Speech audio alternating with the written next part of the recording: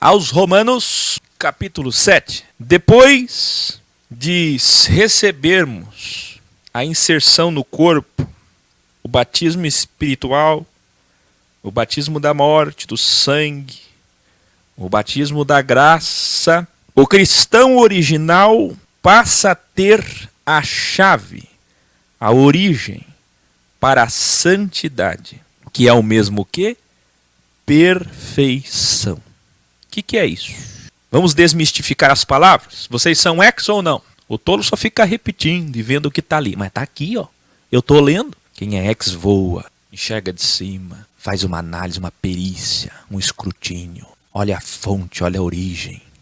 É justo, olha todos os lados, averigua. É um detetive. É nobre. Não é enganado por nada. Não é levado por ninguém. Então, batismo é ser inserido. Fiz o batismo e com esse batismo eu agora estou inserido. Eu comecei a dar os primeiros passos na vida cristã. Sou nova pessoa, novo ser, novas escolhas, novos desejos. Rumo à perfeição. Qual é meu alvo por ter mudado, por ter sofrido arrependimento, metanoia, metamorfose? Porque eu modifiquei, me transformei, me mudei, me converti, para que eu possa chegar na perfeição, na santidade. Qual é o objetivo final? Escolhido seguir Jesus? O objetivo de ser cristão é ser perfeito como ele é. Ora, o budista não segue Buda, o muçulmano não segue Maomé, o cristão vai querer ser Cristos. E Cristo é Messias. E Mashiach significa santo. E santo significa perfeito. E perfeito significa Deus. Significa ex. Eu quero ser Deus. Como assim? Mas que heresia, sim. É o que significa a palavra perfeito. É o que significa todo o capítulo 7 de Romanos e tudo que Paulo falou. É você que nunca ouviu falar sobre isso. Perfeição na raiz é fazer tudo certo. Lembra? Facere. Não deixar nada por fazer. Sair da inércia. Produzir. E tudo que produzirmos e fizermos, fazer sem erros. Daí vem a palavra perfeitamente. Aqui, diferente do que muitos bíblias vão interpretar sem olhar o todo, Paulo não está falando de casamento especificamente, mas está, na verdade, fazendo uma analogia baseada na natureza de um matrimônio, assim como ele fez no capítulo anterior, uma metáfora sobre escravos e senhores. Paulo faz como Jesus, usando metáforas em sua pedagogia.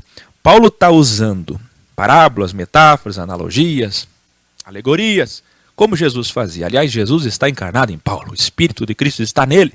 Vocês entenderam isso? Paulo está falando de outra forma o mesmo assunto. Igual Jesus fazia. Jesus usava. Quem lembra do cego que foi expulso da sinagoga porque ele foi curado e passou a seguir Jesus? Aí Jesus, quando viu que ele foi expulso, foi até o encontro dele, abraçou ele e citou 3 metáforas.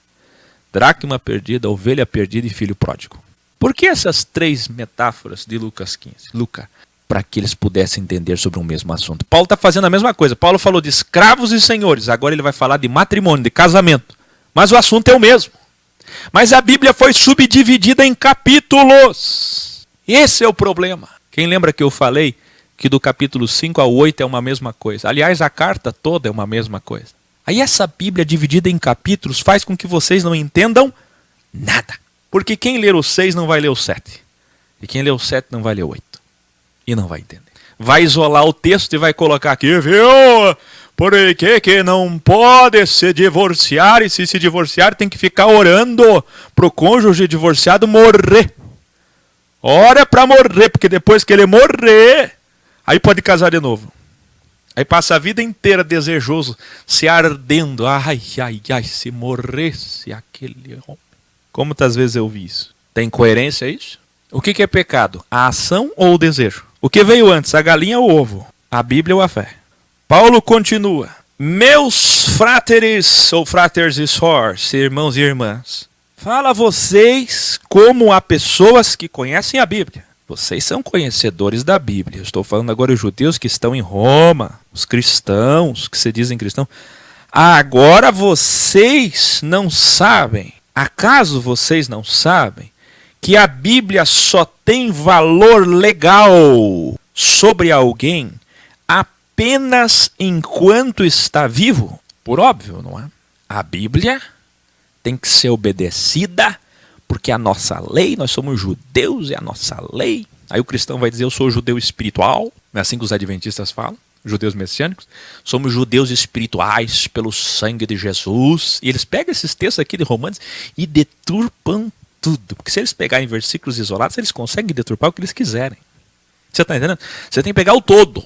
Se você pegar o todo, eles ficam envergonhados. Ah, se adventistas estivessem assistindo agora, os melhores, maiores pastores adventistas, senta com eles. Eles que costumam dizer, vocês são judeus espirituais. Ou aqueles pastores legalistas dos Estados Unidos que dizem, estão dizendo graça, mas nós temos que pregar a lei. Estão esquecendo da lei. Não é o fim da lei, é a finalidade da lei, é Cristo. Jesus veio cumprir e não tirar a lei. Eles pegam textos, vão fazendo axiologicamente uma coerência, o que parece ser uma coerência, vão montando. Mas é isso que Paulo está tratando? Não. Paulo está dizendo que a Bíblia só tem valor enquanto você está vivo. Enquanto está vivo, tem que ser adventista mesmo. Você está casado com a Bíblia. Qual é o marido que você casou se você é judeu? A lei mosaica.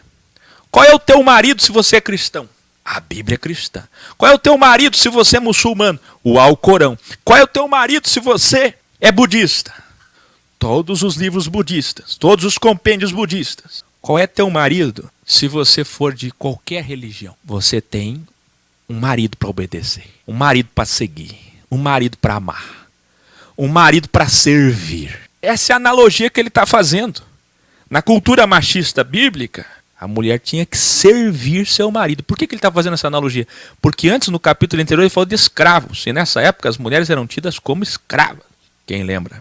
Aliás, até hoje, pelos judeus. Vou usar uma analogia, esse é o original, para vocês entenderem melhor. Então ele vai começar uma analogia, uma comparação.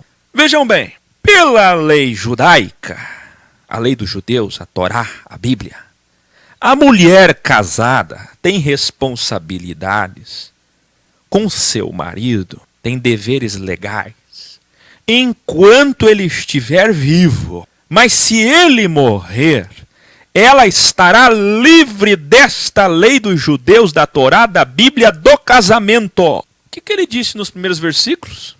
De Bíblia, de lei mosaica, de lei judaica. E agora ele começa a falar de casamento. Primeiro ele fala da lei, depois do casamento. Porque é uma analogia para vocês entenderem. Olha só o que eles fazem com a Bíblia por aí. Por que o Akel está fazendo a Bíblia original Codex?